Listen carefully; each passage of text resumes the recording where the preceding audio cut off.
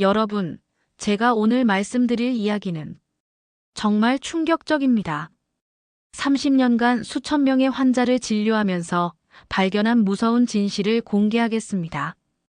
안녕하세요. 저는 25년간 대학병원에서 진료 후 그동안 연구해온 논문을 바탕으로 우리 사회의 건강한 삶을 위해 제가 사는 이 지역의 건강한 삶의 질을 높이기 위해 개원한 박정숙 원장입니다. 여러분의 몸속에서 지금 이 순간에도 매일매일 무언가가 사라지고 있습니다. 그런데 이 무언가가 뭔지 아직 말씀드릴 수 없어요. 왜냐하면 여러분이 믿지 않으실 거거든요. 작년 10월 아침 진료 첫 환자였던 78세 최성철 할아버지. 키는 170cm인데 몸무게는 45kg까지 떨어지셨어요. 6개월 전만 해도 60kg이셨는데 말이죠. 할아버지가 제 손을 꽉 잡으시며 선생님, 아침에 죽 한 그릇도 못 넘겨요. 이러다 정말 굶어 죽는 건 아닌가요? 그런데 할아버지 옆에 앉아 계신 할머니가 눈물을 글썽이시며 우리 영감이 저렇게 말라가는데 제가 뭘 해드려야 할지 모르겠어요. 모든 검사를 다 해봤습니다. 혈액검사, 내시경, CT, MRI. 그런데 놀랍게도 아무 이상이 없었어요. 그럼 도대체 뭐가 문제였을까요? 자, 이제 여러분 몸속으로 들어가 보겠습니다. 마치 SF 영화처럼 말이죠. 20대의 여러분 몸속은 마치 24시간 돌아가는 활기찬 공장 같았습니다. 수십만 개의 작은 일꾼들이 쉴 새 없이 일하고 있었어요. 음식이 들어오면 야, 고기다 하며 어떤 팀이 달려갑니다. 탄수화물 들어온다 하면 다른 부대가 출동하죠. 지방이네 하면 또 다른 전문가들이 움직입니다. 그런데 40세가 되면서부터 무서운 일이 벌어집니다. 1년, 2년 지날수록 1%씩 이 일꾼들이 사라져가기 시작합니다. 60대가 되면 20대의 절반도 남지 않습니다. 그래서 우리가 경험하게 되는 겁니다. 음식을 먹어도 소화가 안 되고 몸이 무겁고 면역력이 떨어지고 상처도 잘 안 낫고 기억력도 예전 같지 않고 정말 많은 분들이 안타깝게도 이런 증상을 겪으면서 나이가 들어서 그런가 보다 하고 포기하시죠. 하지만 정말 그럴까요? 그런데 이 일꾼들이 대체 누구일까요? 작년 12월 제 인생을 바꿔놓은 한 할머니를 만났습니다. 75세 장순례 할머니. 할머니는 자식들에게 부담을 주기 싫어서 혼자 사시는데 3개월 동안 체중이 12kg이나 빠지셨어요. 진료실에 들어오시더니 갑자기 눈물을 뚝뚝 흘리시면서 선생님, 제발 저 좀 살려주세요. 아직 죽으면 안 돼요. 왜 죽으면 안 되냐고 물어봤더니 저희 큰아들이 5년 전에 사업을 실패해서 많이 힘들어해요. 제가 지금 죽으면 장례비 때문에 더 힘들어할 것 같아서. 그 순간 저는 의사로서의 사명감을 다시 한번 느꼈어요. 장순례 할머니를 꼭 살려내야겠다고. 할머니 검사 결과도 마찬가지였어요. 특별한 질병은 없었는데 뭔가가 부족했어요. 비슷한 환자들이 계속 나타났습니다. 71세 박순자 할머니는 아들 내외와 함께 사시는데 며느리가 어머님께서 같이 음식을 드시지 못해보는 게 안쓰럽고 힘들다고 하셨대요. 어머님께서 이제 소화도 안 되시니까 그냥 죽이나 미음만 드세요. 몸에 좋은 음식을 아무리 해드려도 드실 수가 없어요. 박순자 할머니는 식사 후 2시간이 지나도 위내시경에서 음식물이 그대로 남아있더라고요. 위 배출 시간이 안타깝게 정상인의 3배가 넘었습니다. 위에는 아무 문제가 없는데 왜 이런 일이? 할머님께서 제게 조용히 말씀하시더라고요. 선생님, 저 때문에 우리 집이 시끄러워지는 것 같아서 차라리 제가 없어지는 게 나을 것 같아요. 67세 최광수 할아버지를 처음 만난 건 손녀 때문이었어요. 7살 손녀가 병원에 편지를 보냈거든요. 선생님, 우리 할아버지가 아파서 저랑 놀아주지 못해요. 할아버지가 다리가 아파서 못 일어나겠다고 해요. 할아버지를 고쳐주세요. 그 편지를 읽는 순간 가슴이 먹먹했어요. 관절 염증 수치 ESR는 85mmHR이고 CRP는 15mg이었어요. ESR은 20 이하가 정상이고 CRP는 3 이하가 정상인데 그런데 관절 자체에는 큰 손상이 없었어요. 그럼 이 염증은 어디서 온 걸까요?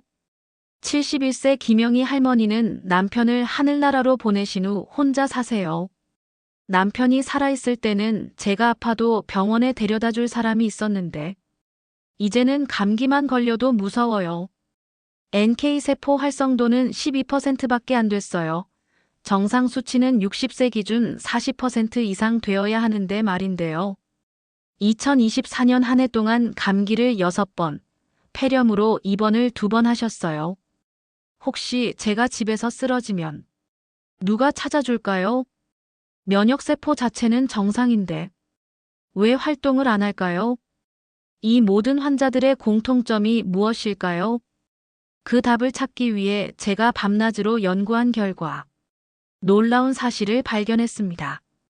여러분, 이제 그 비밀을 공개하겠습니다. 그 사라지는 일꾼들의 정체는 바로 효소입니다. 효소. 우리가 살아가는데 절대적으로 필요한 생명의 열쇠였던 거예요. 효소는 우리 몸의 모든 화학 반응을 도와주는 단백질입니다. 소화효소는 음식을 분해하고 흡수하게 도와주고 대사효소는 에너지를 만들고 독소를 분해해줍니다. 면역효소는 바이러스와 세균을 공격하고 항염효소는 염증을 가라앉혀주지요. 이렇게 우리 몸에 꼭 필요한 효소. 그런데 40세 이후부터 매년 1%씩 감소한다는 연구 결과가 있어요. 60대가 되면 20대의 절반밖에 안 남는 거였습니다. 그때 깨달았어요. 최성철 할아버지의 아밀라제 15UL, 리파제 8UL, 박순자 할머니의 소화장애, 최광수 할아버지의 염증, 김영희 할머니의 면역력 저하, 장순례 할머니의 급격한 체중 감소, 모두 효소 부족 때문이었던 거예요. 하지만 이 문제의 해답을 찾았어요. 자연에서 얻을 수 있는 효소들을 보충하면 기적이 일어날 수 있다는 걸 알았습니다. 그 할아버지들과 할머니들은 지금 어떻게 되셨을까요? 6개월 후에 기적을 보여드리겠습니다. 가장 먼저 장순례 할머니부터 말씀드릴게요. 3개월 후 할머니가 병원에 오셨는데 완전히 다른 사람이 되셨더라고요. 체중이 12kg이나 늘어서 정상으로 돌아오시고 얼굴에도 생기가 돌았어요. 선생님, 이제 제가 아들한테 부담이 안 돼요. 그런데 할머니가 가장 기뻐하신 건 제가 이제 혼자서도 시장 보러 다녀요. 아들 며느리 밥도 해줄 수 있고요. 6개월 후엔 동네 경로당에서 요리 봉사까지 하세요. 저보다 더 어려운 할머니들한테 음식 해드리는 게 제일 기뻐요. 혈액 검사 결과도 놀라웠어요. 소화 효소들이 모두 정상화됐거든요. 작년 추석에 할머니가 직접 만드신 송편을 가져다 주셨어요. 선생님 덕분에 제가 다시 살아났어요. 이 송편에 제 마음을 담았어요. 그때 제가 의사가 된 이유를 다시 느꼈어요. 최성철 할아버지 이야기로 돌아가 볼게요. 올해 4월 할아버지 할머니가 함께 병원을 찾아오셨어요. 문을 열고 들어오시는 할아버지를 제 눈을 의심했습니다. 체중 58kg, 혈색이 돌아오시고 걸음걸이도 탄탄하셨어요. 선생님, 어제 손자랑 축구도 했어요. 그런데 할머니가 하신 말씀이 선생님, 우리 영감이 이렇게 건강해지니까 제가 더 행복해졌어요. 밤에 잠도 편히 자고요. 50년을 함께 살았는데 이렇게 건강한 영감을 다시 만날 줄 몰랐어요. 혈액검사 결과 아밀라제가 15UL에서 85UL로, 리파제가 8UL에서 95UL로 모두 정상 수치. 요즘 할아버지는 할머니와 함께 동네 산책도 하시고 주말마다 자식들 집에 놀러 가세요. 손자들이 할아버지가 젊어졌다고 해요. 최광수 할아버지 이야기예요. 매일 자연에서 나는 특별한 음식들을 드시기 시작했습니다. 6개월 후 ESR 25mmHR, CRP 2.8mg로 완전 정상화. 계단도 뛰어 올라가시고 작년엔 에베레스트 베이스 캠프까지. 그런데 할아버지가 가장 기뻐하신 건 7살 손녀와 다시 놀아주실 수 있게 된 거였어요. 손녀가 학교에서 쓴 일기장을 보여주더라고요. 오늘 할아버지랑 술래잡기 했어요. 할아버지가 저보다 빨라요. 할아버지 최고예요. 할아버지가 그 일기를 보시면서 눈물을 흘리시더라고요. 선생님, 제가 손녀한테 좋은 할아버지가 될 수 있게 해주셔서 감사해요. 요즘 할아버지는 손녀와 함께 태권도 도장도 다니신대요. 할아버지가 저보다 띠가 높아요. 손녀가 자랑스럽게 말하더라고요. 김영희 할머니의 변화도 놀라웠어요. 발효식품들을 꾸준히 드신 후 NK세포 활성도가 12%에서 45%로 2025년에는 감기에 단 한 번도 안 걸리셨어요. 이제 겨울이 무섭지 않아요. 그런데 할머니의 가장 큰 변화는 동네 탁구 동호회에 가입하신 거예요. 지금은 회장까지 하세요. 혼자라고 생각했는데 이렇게 많은 친구들이 생겼어요. 매주 회원들과 함께 등산도 가시고 함께 음식도 해 드시고 이제 외롭지 않아요. 오히려 바빠서 시간이 부족해요. 남편 제사 때도 탁구 동호회 친구들이 다 와서 도와주셨대요. 남편이 하늘에서 보고 있을 텐데 제가 이렇게 건강하고 행복하게 지내니까 안심할 것 같아요. 이제 제가 환자들에게 추천해온 비밀 음식들을 공개하겠습니다. 이 음식들 속에 바로 효소가 가득 들어 있어요. 우리 조상들이 왜 김치를 만들었을까요? 김치 속 락토바실러스가 만든 효소는 그 어떤 소화제보다 강력합니다. 최성철 할아버지는 매일 아침 식사하실 때 김치를 드셨어요. 3개월 후부터 소화가 확실히 좋아지더라고요. 하루 반 공기면 충분해요. 너무 짜지 않게 만든 김치로요. 단 혈압이 높으신 분들은 짠맛을 줄이셔야 해요. 콩이 어떻게 이렇게 놀라운 음식으로 변할 수 있을까요? 아스페르질러스라는 곰팡이가 만든 효소들이 단백질을 아미노산으로 탄수화물을 당으로 바꿔주거든요. 박순자 할머니는 매일 된장찌개를 끓여 드셨어요. 선생님, 된장찌개만 먹어도 속이 편해져요. 시판 된장보다는 전통 방식으로 만든 된장이 효소가 더 많아요. 하루 한 그릇의 된장찌개면 충분합니다. 여러분, 파인애플을 먹을 때 혀가 아리죠? 그게 바로 브로멜라인이 여러분의 입속 단백질을 분해하고 있는 거예요. 최광수 할아버지는 매일 아침 파인애플 3조각씩 드셨어요. 고기 먹은 후에 파인애플 먹으면 속이 정말 편해져요. 식후 디저트로 2~3조각이 적당해요. 하지만 위궤양 있으신 분들은 조심하세요. 생강 속 진저롤과 진저로는 강력한 소화효소 활성제입니다. 특히 생생강을 갈아서 드시면 효소 활성도가 최고조에 달해요. 생강차로 우려 드시거나 생강을 갈아서 꿀에 재워두고 한 스푼씩 드세요. 장순리 할머니가 즐겨 드셨던 음식이에요. 식사 30분 전에 생강꿀차 한 잔이면 소화가 훨씬 잘 돼요. 일본에서 나토를 많이 먹는 지역의 뇌졸중 발생률이 다른 지역의 절반입니다. 나토키나제가 혈전을 녹여버리거든요. 김영희 할머니의 면역력을 되살린 주역이에요.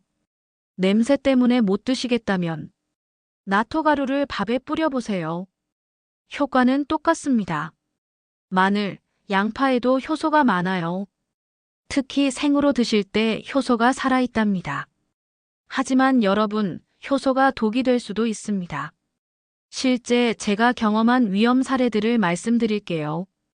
첫 번째 위험은 궤양 환자의 위험한 실수. 69세 정인숙 할머니는 12지장궤양 치료 중이셨어요. 텔레비전에서 파인애플이 소화에 좋다는 걸 보시고 하루에 파인애플 반 개씩 드셨어요. 정인숙 할머니는 그로부터 약 3주 새벽 3시에 토열로 응급실에 오셨습니다. 브로멜라인이 상처난 궤양 부위의 단백질까지 분해해서 출혈이 심해진 거였어요. 할머니가 응급실에서 좋다는 걸 먹었는데 왜 이렇게 됐나요? 라고 하시는데 정말 마음이 아팠어요. 위궤양, 12지장 궤양이 있으시면 단백질 분해 효소는 절대 피하세요. 두 번째 위험은 바로 혈액약물과의 위험한 만남. 74세 김철수 할아버지는 심방세동으로 와파린을 복용 중이셨어요. 텔레비전에서 나토가 혈관 건강에 좋다는 걸 보시고 매일 나토 100g씩 드셨습니다. 2개월 후 아침에 코피가 시작됐는데 30분이 지나도 멈추지 않더라고요. 응급실로 오셨을 때 PTINR 수치가 5.8이었어요. 정상 수치는 2에서 3인데 말이에요. 나토키나제와 와파린이 함께 작용해서 혈액이 너무 묽어진 거였어요. 항응고제 드시는 할머니 할아버지는 나토키나제는 절대 금물입니다. 세 번째 위험은 알레르기의 무서운 함정. 65세 이미자 할머니는 콩 알레르기가 있으셨는데 된장이 발효식품이라 괜찮을 거라 생각하셨어요. 된장찌개 한 그릇 드신 후 30분 만에 전신 두드러기, 호흡곤란, 혈압 저하까지 아나필락시스 쇼크로 중환자실까지 가셨어요. 다행히 응급처치로 생명은 건지셨지만 3일간 중환자실에 계셨어요. 알레르기 원인 음식의 효소도 절대 피하셔야 해요. 발효했다고 안전한 게 아닙니다.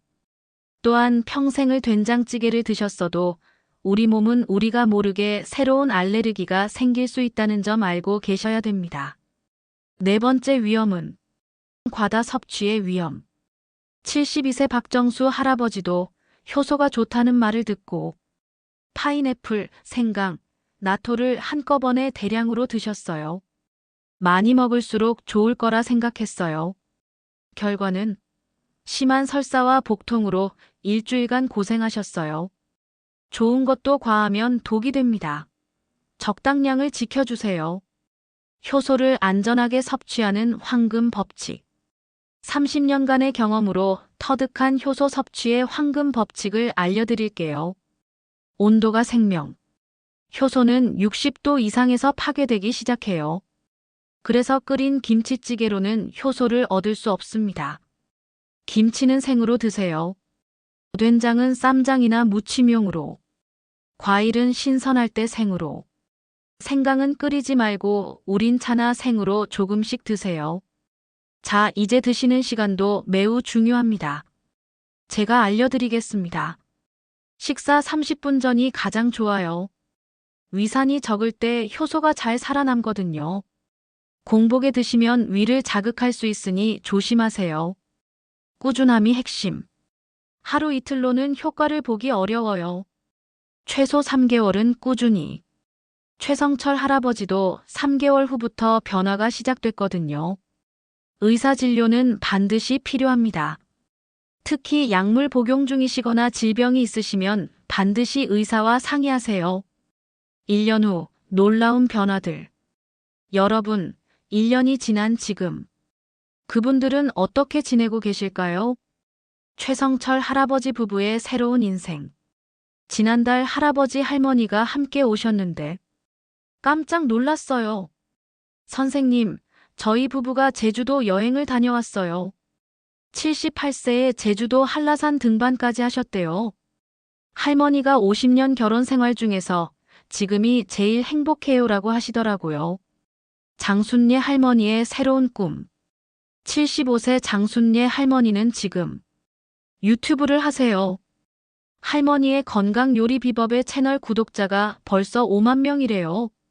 제가 이렇게 건강해져서 다른 할머니들도 도와드리고 싶어요. 더 많은 성공 사례들. 이분들만이 아니에요. 더 많은 기적들이 있었어요. 79세 윤성혁 할아버지의 당뇨 극복. 당뇨로 20년간 고생하시던 윤 할아버지, 효소 음식 섭취 후 당화혈색소가 9.5%에서 7.2%로. 이제 약도 줄였어요. 73세 조성은 할머니의 치매 예방. 기억력이 급격히 나빠지던 조할머니, 뇌 건강에 좋은 발효식품들을 드신 후 인지능력 검사에서 정상 범위로 회복. 손자 이름도 다시 기억해요. 68세 송성문 할아버지의 심장 건강.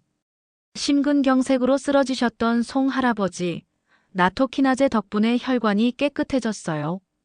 이제 운동도 할 수 있어요.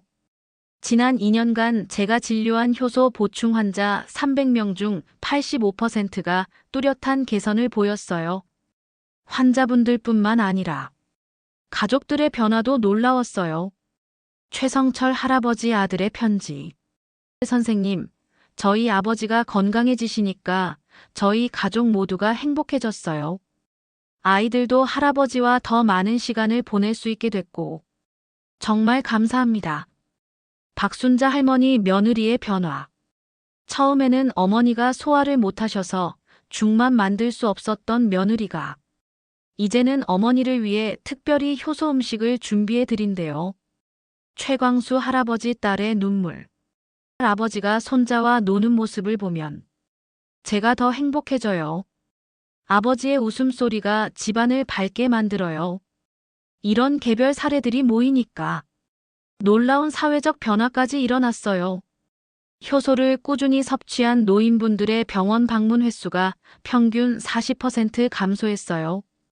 건강해진 할아버지 할머니들과 가족들의 관계가 더욱 돈독해졌어요. 경로당, 노인회, 동호회 활동이 더욱 활발해졌어요. 건강한 노인이 늘어나니까 지역 사회 전체가 활력을 찾았어요. 제 경험만이 아니에요. 다른 의료진들도 인정하고 있어요. 소화기 내과 박사인 동료 의사는 효소 보충 요법은 이제 노인의학의 새로운 패러다임입니다. 영양학 교수님은 자연 발효식품의 효소는 인공 효소제보다 생체 이용률이 훨씬 높습니다. 시니어 전문 의사는 건강한 노화의 핵심은 효소 관리에 있다고 해도 과언이 아닙니다. 여러분, 지금까지 긴 이야기를 들어주셔서 감사합니다. 제가 30년간 의사로 살아오면서 가장 보람 있었던 순간들을 나눠드렸어요. 최성철 할아버지가 지난달 하신 말씀. 선생님, 제가 이제 78세인데 60대보다 더 건강해진 것 같아요. 효소 덕분에 제2의 청춘을 살고 있어요. 장순례 할머니가 선생님 덕분에 제가 다시 태어났어요 라고 하실 때, 최광수 할아버지가 손녀와 뛰어노시는 모습을 볼 때, 김영희 할머니가 친구들과 웃으시는 모습을 볼 때, 제가 왜 의사가 됐는지 다시 한번 깨달았어요. 여러분도 할 수 있습니다. 나이는 그저 숫자일 뿐입니다. 100세 시대의 건강한 노년 생활 우리의 의지로 변할 수 있습니다. 오늘부터 시작하세요. 지금 시작하세요. 김치 한 젓가락부터, 된장국 한 숟가락부터, 파인애플 한 조각부터, 생강차 한 잔부터 작은 시작이 큰 변화를 만들어낼 겁니다. 하지만 꼭 기억하세요. 안전이 최우선입니다. 의사와 상의하시고 본인 체질에 맞게 시작하세요. 6개월 후, 1년 후. 여러분도 저에게 이런 이야기를 들려주세요. 선생님, 제가 이렇게 건강해질 줄 몰랐어요. 제 인생의 재임하기 시작됐어요.